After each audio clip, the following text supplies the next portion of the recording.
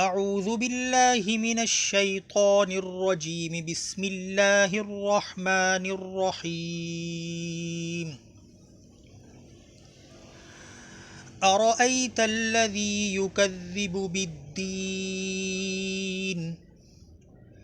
فذلک الذی یدع الیتیم ولا يحض على طعام المسكين فويل للمصلين الذين هم عن صلاتهم ساهون الذين هم يراءون ويمنعون الماعون۔ سورۃ الماعون کا ترجمہ۔ یہ مکی سورت ہے اور 7 آیتوں پر مشتمل ہے اور اس کا ایک رکوع ہے۔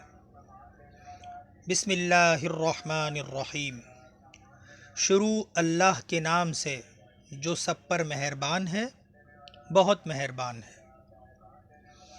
ارأیت الذی یکذب بالدین، کیا تم نے اسے دیکھا جو جزا و سزا کو جھٹلاتا ہے؟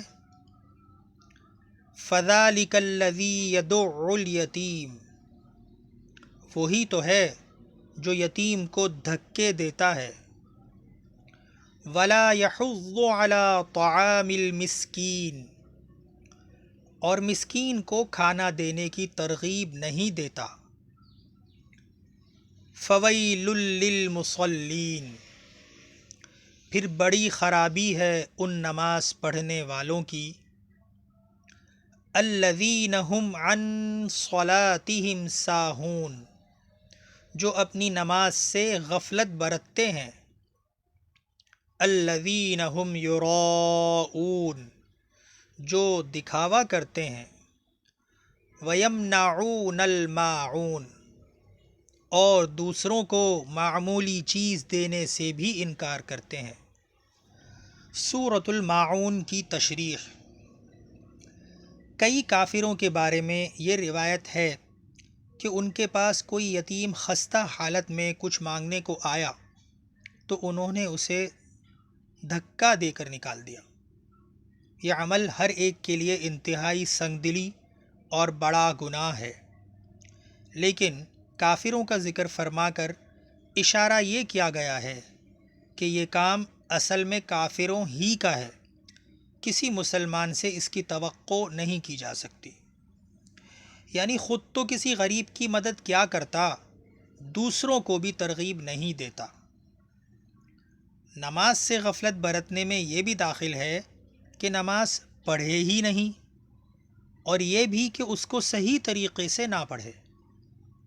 یعنی اگر پڑھتے بھی ہیں تو اللہ تعالیٰ کی رضا کے بجائے لوگوں کو دکھاوا کرنے کے لیے پڑھتے ہیں۔ اصل میں تو یہ کام منافقوں کا تھا۔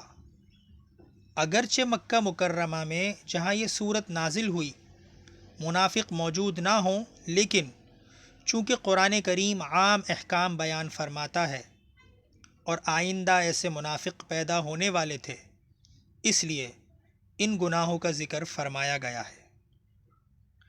معمولی چیز قرآن کریم کے لفظ ماعون کا ترجمہ کیا گیا ہے۔ اسی لفظ کے نام پر سورت کا نام ماعون ہے۔ اصل میں ماعون ان برتنے کی معمولی چیزوں کو کہتے ہیں جو عام طور سے پڑوسی ایک دوسرے سے مانگ لیا کرتے ہیں، جیسے برتن وغیرہ۔ پھر ہر قسم کی معمولی چیز کو بھی ماعون کہہ دیتے ہیں۔ حضرت علی رضی اللہ عنہ اور کئی صحابہ رضی اللہ عنہ سے منقول ہے کہ انہوں نے اس کی تفسیر زکوٰۃ سے کی ہے، کیونکہ وہ بھی انسان کی دولت کا معمولی یعنی 40واں حصہ ہوتا ہے۔ اور حضرت عبداللہ بن مسعود رضی اللہ عنہ نے اس کی تفسیر یہی فرمائی ہے کہ کوئی پڑوسی دوسرے سے کوئی برتنے کی چیز مانگے تو انسان اسے منع کرے۔ جزاکم اللہ خیرا۔